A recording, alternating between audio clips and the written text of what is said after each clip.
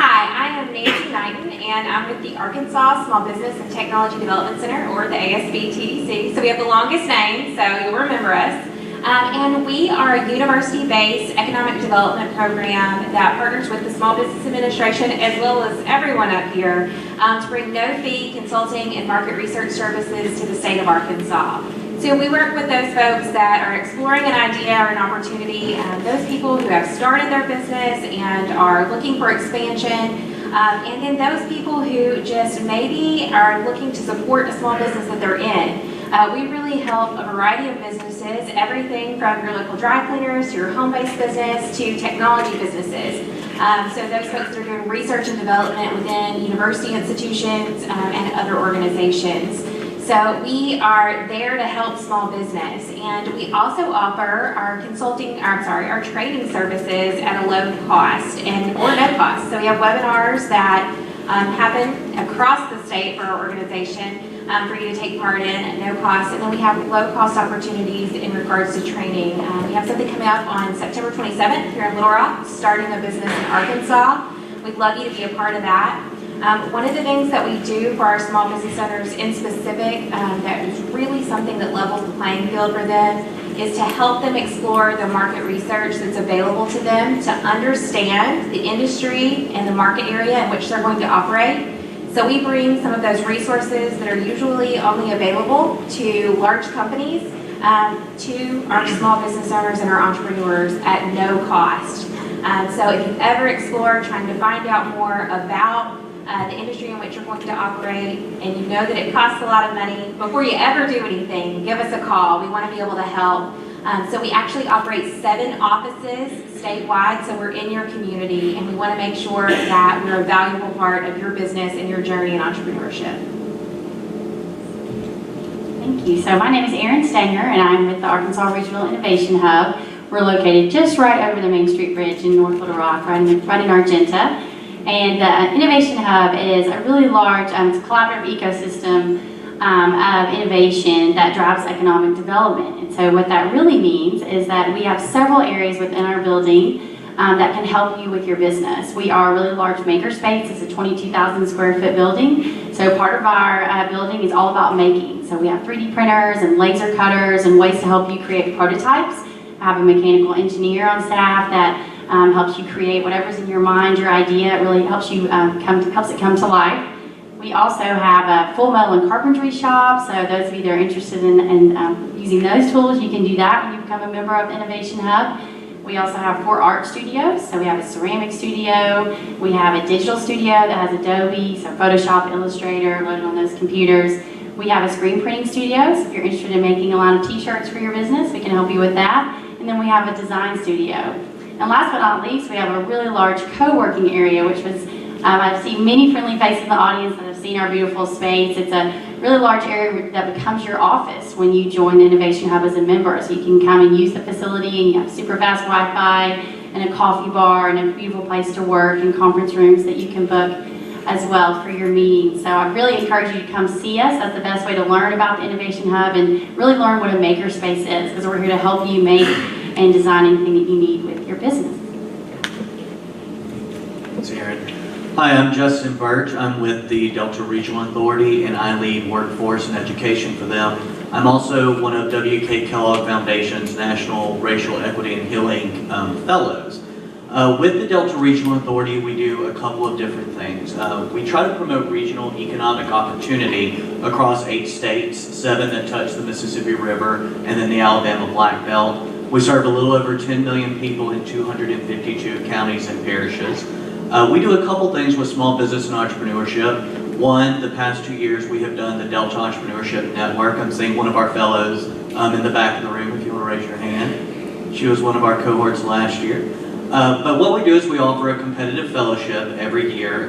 We offer the fellows a little over $40,000 in technical assistance in Tier 1 programming. We also offer fellowships to New Orleans Entrepreneurship Week every March. It's a platform to basically help them take their product to market, also to introduce them to capital while we're there, and it's a wonderful platform. The other thing we're doing is we just started the Entrepreneur Ecosystem Mapping Project. where we will be kind of mapping EFOs and resources for entrepreneurs throughout the Delta region. Of course, Arkansas will be included in that.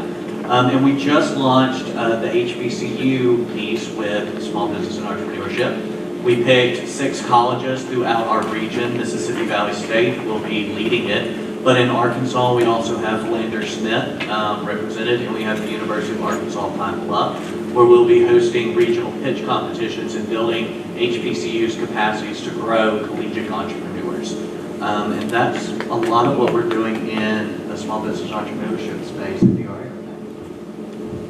I'll just leave. Apparently, I'm not good at sharing. So I'm Jessica Johnston Myers. I'm the Director of Programs and Operations at the Venture Center. And we do a lot of really interesting things. You guys had the pleasure of meeting some of our entrepreneurs this morning. I think Tina was on the panel. She has Zuni Learning Tree. She's actually a graduate of our pre-accelerator program. You also got to meet Mav Sanko. He has Limo Exchange, which is going to completely disrupt how currency is traded between countries. He just finished our VC FinTech Accelerator that wrapped up at the beginning of August. And you also had the opportunity to meet Justin George, who's the CEO and founder of Aptigee. I hope I didn't leave anybody out. Anyways, 3 of my favorite people got to be on your panel this morning, and you got to meet them. What we do is help people take an idea and turn it into a scalable and investable business. We do that through a really structured process of mentorship with huge, significant industry leaders and serial entrepreneurs. And we also help you determine if your idea is viable, because there's no sense in spending all of your money to grow something that's never going to get anywhere, right? If you're going to invest your time and effort in your business venture, you want to know that you're going to be able to support your family, right? So what we do is help you validate that idea through a very structured process. It may not sound like a lot of fun, but it really is. So we'll get more into that in a minute, and Edward's not good at sharing either. Yeah, I'm not. I've got my own. Thank you. So I'm with the U.S. Small Business Administration. I'm the Deputy District Director here in Arkansas, and we are the only federal agency created solely for economic development through the assistance of small businesses. Our job, we like to say, is a 3C approach to economic development for small business. One is capital. All right, so first and foremost, we help facilitate capital access to small businesses, starting at loans from $500, and we can go up to a threshold of $5.5 million in our 7A loan program, and we can go above and beyond that in our small business investment companies, our SBICs, that can go into multi-tier mezzanine and investment capital for those larger businesses. The other C in that, the second C, is counseling. That's where we have great partners like the ASB TDC. Everyone's going to have to learn that acronym by the end of the day. SCORE and Accelerator partners to help counseling. That's the one-on-one tactical interaction between all the great entrepreneurs that we have in the seats here and all the fantastic small businesses we have throughout Arkansas. So these counseling partners provide the one-on-one technical training. They provide the one-on-one coaching and assistance each one of our small businesses gets. And of course, that's all funded through the SBA, so most of it's offered at no cost or at a very low cost to the individual entrepreneur. And that third C is contracting. The federal government procures over $400 billion worth of goods and services annually. We're the biggest buyer of stuff out there, even bigger than Walmart. Can you imagine that, right? So we want to help facilitate the access for small businesses to compete for those government contracts and that government business. So we also run the 8A program, which is a specific program for socially disadvantaged entrepreneurs and economically challenged entrepreneurs that would get preference to government contracts through what we call a set-aside. So we can help facilitate and offer interaction through that, the certification process, and also information about how to get into federal procurement for those small businesses. So I'm hoping to have a great and exciting conversation throughout the day, and of course open it up to any questions that you guys have. Hopefully they'll be challenging questions. I'm sure you have a couple good ones out there. Actually, we do. One quick thing I have to teach, just so to help people here, because we're all used to working together, but ASB/TDC, we've said several times this acronym, even for them is tough, but we figured out a little trick, so I'll teach it to you all. If you group the letters in 3-letter groups, it makes it so much easier. So ASB/TDC, and it's kind of a little, yeah, it's a cheer, it's a rap, it's a ASB/TDC, ASB/TDC. So now you'll know ASB/TDC, and everyone will be like, what's that acronym again? ASB/TDC. Now if you have to ask me clearly to write it out, I don't get it correctly because I left out development. So it's Arkansas Small Business and Technology Development Center. But ASB/TDC, now you know, we do have great questions to Edward's point. This is something I think that probably a couple of the panelists could speak specifically to, and not everybody has to answer this, but we can talk about this. In this morning's session, the entrepreneurs talked about, several of them, I think Gina talked about that first 2 years, and how that is such a struggle for most entrepreneurs because you don't have enough traction to maybe get the customers you want. And I think Maura also talked about building, you know, going as an ad to ad agencies, and they're like, well, come back in 2 years when you have other, you know, customers, but how do you get those customers? So the question from the audience is, how do you get money for startup before that 2-year financing mark where a traditional road to financing, and I think kind of my gut was SBA, and Yeah, you just listed sure. a litany Really over here. Give me a soft one to start off with. Right? a litany of opportunities. Absolutely. I think one of the first things is, and that's always what we hear, and I think a study that recently went out in partnership with the ASB/TDC, and the Federal Reserve Bank of Kansas City identified cap access as one of the struggle points for most small businesses nowadays.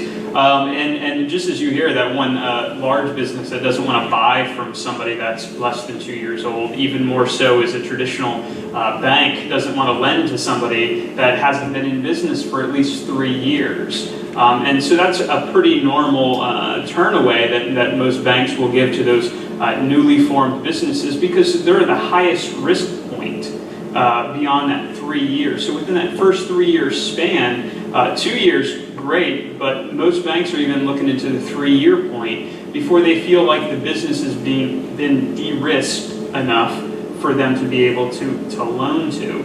So we have to figure banks are the most risk-adverse entity out there to create wealth with. And when we look at kind of the entire environment of small businesses, we see that a lot of businesses start, one, with founder savings. We know that most businesses start with the money that the co-founder or founders can put together out of their own savings account. So generally, that's how most businesses are funded. I think Inc. did a study on their 500 largest, fastest growing companies, and it said 80% of them started out with founder savings.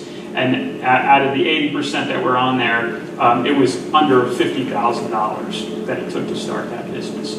So when we look at it, really, that money has got to come from the individual founder, because if you're not willing to put your money at risk and your skin in the game, don't expect too many other people to do it. Now, I'm sure Jessica's got some pushback on some of the angel investors in this early stage when you have a scalable business, but in the way we look at it with all small business, the entire group, whether you're a technology company or not, the first 2 years is going to be the hardest. And if you're not willing to throw some fuel onto your idea and really put some skin in the game, it's going to be hard for you to get funding no matter where you go. So to quickly wrap that up, the SBA does a loan guarantee program which will help reduce some of the risks to the bank. If you're still a really rough applicant, which you don't have a great credit score, you don't have any collateral to put up for it, it's going to be your biggest challenge.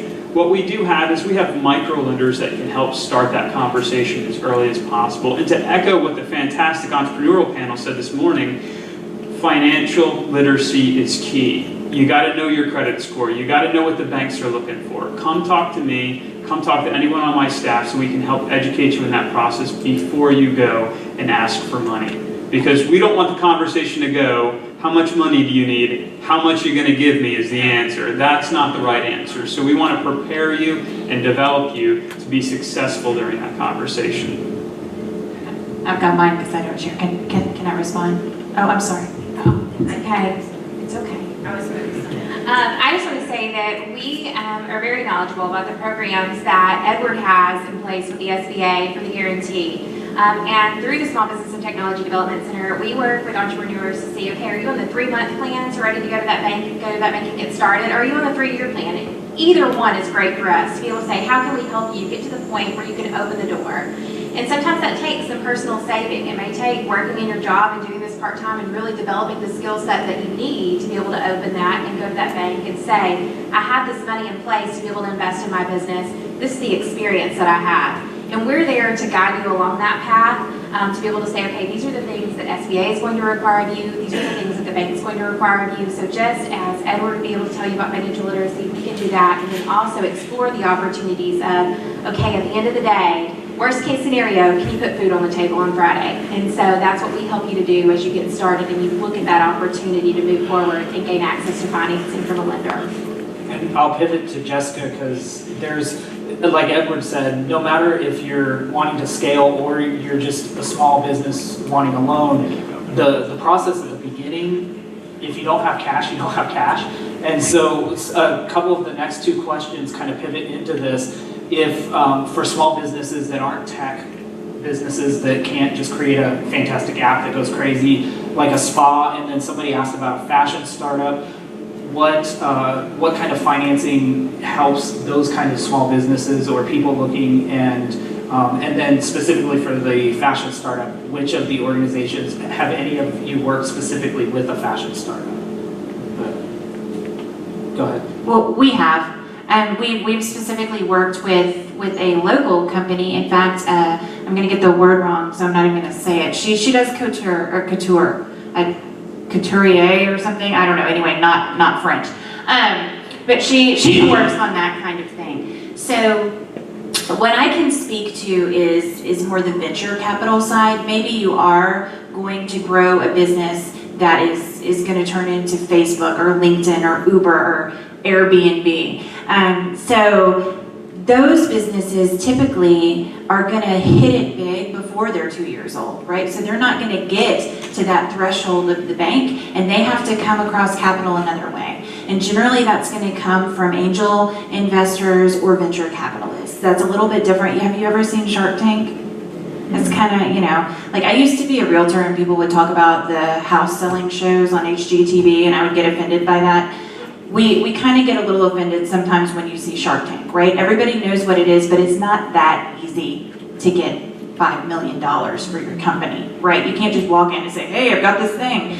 So what we do is take you through an entire process of getting ready to be scalable and succeed at acquiring venture capital. And in fact, every one of the entrepreneurs that has been through our program that we have specifically referred to a venture capitalist has been able to come away with some degree of investment. So that's not the traditional way of founding a company or of funding a company, I guess, but I will say that each one of them put their own money in, right? And maybe it was $500, maybe it was $5,000, but they had some of their own investment as well. Nancy, you have something to add to Edward? Yeah, just to speak, specifically on the clothing design companies, I think it was also echoed in the entrepreneur panel. This is not an easy process. Starting up, you've got every door is closed in your face. You've got nowhere to turn. You've got maybe the resources that you have in your pocket, and at the same time, everyone's begging for those. So you're getting ready to go into and launch a decision that says, I'm going to go ahead and put myself out there. Everything, my heart, my drive, my desire to build these fantastic, wonderful line of clothes, and somebody's going to see what I see in them. That's what you're hoping for, right?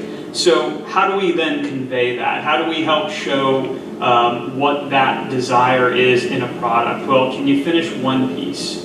Can we take one piece and sell that piece? If we can do that, if we can prove the concept, if we can prove your ability, we can scale from there. And so I would say for that clothing startup is let's start with one piece. Let's get one good piece built, let's get one good piece sold, and then let's look at that process and see how we can make it more efficient and then scale it from that point on. That way, You develop a lean methodology. What's the least amount of money it's going to take for you out of pocket to get this business going and started? The quicker you can generate revenue, the better off your business is going to be. And that revenue is generated through selling your finished product. So we can help you through that. The SBTDC can help you understand some of those, how to then account for the costs and expenditures that are going to go into it so you can get your pricing structure correct, and even help you get online so you can maybe go into an online marketplace where these might be able to be sold. We're in an amazing point in our economy where you don't have to have a storefront to get your stuff sold. You don't have to have a storefront to go in and generate revenue. So what can we use that's out there that's available to us at the lowest cost to start this process? And if we're going to fail, let's fail as early as possible with at least risk to your own personal financing. We can grow from that point, but if you're not willing to make it to step 1, we can't get to step 2. Great input. The next question kind of, I think, pivots again. All of you have kind of alluded to the importance, and especially in this morning's panel, talked about the importance of mentorship and having the right people on your team, whether it's the financial people, the legal people, whatever it is. And so the question comes from the audience, what kind of mentors do you have? And that's broad, but I know several of the organizations have mentor networks, and I know ASBTDC, so if you could talk about kind of, in broad terms, kind of concisely. So at the ASBTDC, we actually have 5 consultants on staff here in Little Rock, and then we also have consultants statewide in the network. Many of them have been in business ownership themselves, worked in lending institutions, worked in small business, or just have opportunities in their expertise area. So we have a variety of folks who are well represented to be able to help you. Also, what we do at our office is if we're not the right person to help you, we don't waste your time. We make sure that we find that person because you're an entrepreneur or you're a small business owner and you're trying to move quickly. And so because we have this network of experts and we have other people within our community that are experts, we're able to direct you to the right source. But our consultant staff is well versed in the needs of entrepreneurs and how to help them get to that next step. So each area of our building that I described earlier has a director, and each of those directors are wonderful mentors, and that's Jeff Stinson is our Director of Entrepreneurship, and Holly Lewis is our Director of Art and Design, and Joel Gordon is our Director of Making. And so within those 3 areas, they can really help guide you to just what you need. I think I introduced myself earlier. I'm the Director of Programs and all in memberships and events at the Innovation Hub. And so within the Innovation Hub, we have about 250 members. And all of my members are experts themselves. They are either successful business people or they have been through a hard time and they're trying to figure out the next small business that they want to open. They might be a retiree that's a fantastic electrician. They might be excellent at any type of prototype that you need. I have graphic designers, I have lawyers, I just have a whole mix of these experts in all these different fields that use the Innovation Hub to work from, and also a place just to get to know other people like themselves. So people are coming for meetings and this natural mentorship happens within our members. So we also, I don't know if we could just touch on this for just a minute, is we serve youth too. So if you have kids that are interested in any of those fields, we have programs that serve youth and adults, and our fall classes are about to kick off right after Labor Day. So we'll probably talk about that a little bit later. Sure, so DRA outside of the D and HBCU is not necessarily known as a direct service program. We largely try to build the capacity of entrepreneur support organizations to provide this mentorship. But in terms of the DEN and the HBCU piece, what we have done is partner with the Allen Entrepreneurial Institute out of Atlanta, Georgia, and have brought them in to provide that mentorship. We really felt like our entrepreneurs of color needed a mentor of color to go through this process. So when we get to this point of talking about investing your own, private capital and getting your skin in the game, we need that kind of mentorship to come in and say, that's true, but let me tell you, as a Black entrepreneur, there's this wealth gap that maybe I didn't necessarily have those private funds to put in. My personal network did not have those funds to put in. Traditional doors were closed to me because of this. Having a mentor who has dealt with similar issues come on top of that, I think has made just kind of a world of difference. But that's largely how we have provided mentorship to our programming.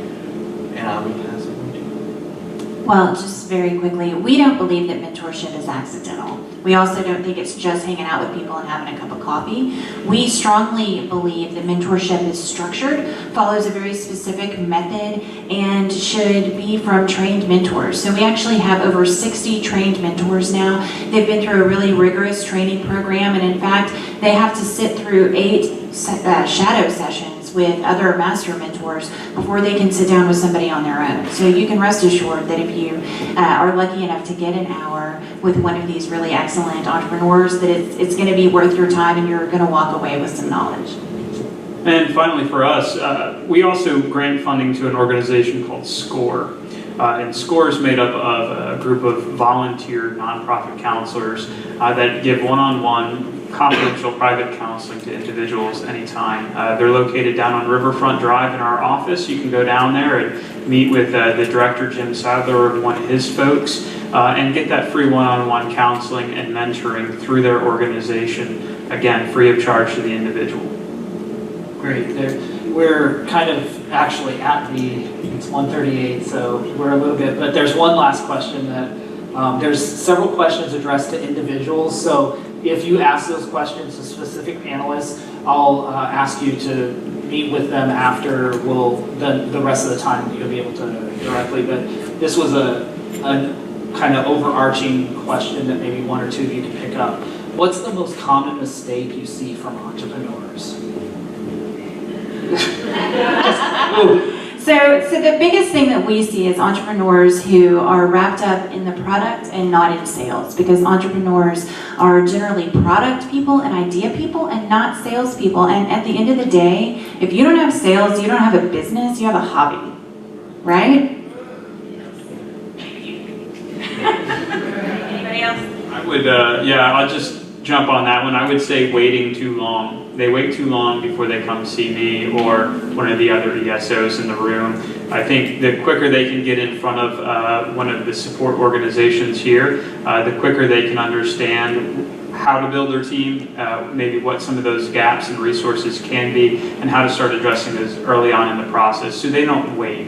What I hate is that the doomed small business on its death rattle that comes through my door and asking for assistance at that point. The earlier you can come to either the ASB TDC, to any one of the DRA guide makers or the Innovation Hub or the Venture Center, or even to me, and say, hey, where do I go from here? We can help guide you in that right direction. So don't wait. On our end, it's more about, we talk about this term of founder syndrome. In no way ever is it personal for us.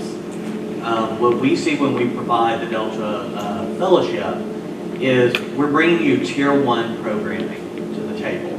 Each fellowship is valued at about $40,000, and being able to sit in that room and accept critique from people who want you to succeed. We constantly get pushback from entrepreneurs who know it better than anyone else, and that may be.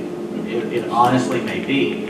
But we just want people to know that the programming is there for you to take advantage of, and don't take that critique personally. Learn to be able to take that and grow, because we really do. We want businesses in Arkansas and in the Delta Regional to be successful. So my answer would be fear. Many of you are people that I know in the past, and oneself, I'm sure all me, are just fearful. You're just afraid to take the next step. You don't know where to turn. You don't know, what kind of team you need to surround yourself with. And I think fear can really just stop you from moving forward. And I think what's important to take away from today and just hearing about all of us, we're all here. Like, we are here to help you. We all have different resources, and we can be your team. And I think you just need to remember to surround yourself with people that believe in you, and just don't be afraid, because you don't have to do it alone. And sometimes entrepreneurship is all about me, but it really needs to be about we. And you can build this huge team, and so you can just be better if you're surrounded by people that support you and are knowledgeable and can help you. And I would kind of echo what Edward said. We're being undercapitalized in the beginning and going ahead and jumping in with 2 feet and maybe not having exactly what you need to make sure that you can meet your expectations of your customers, the expectations of your business, and the expectations of possibly employees can really hurt a business. That's why you definitely need to talk with someone from one of the entrepreneur support organizations to make sure that while the plan may not always go as you hope it will, that you kind of have a guideline to keep you on track and keep you focused about what you should be doing.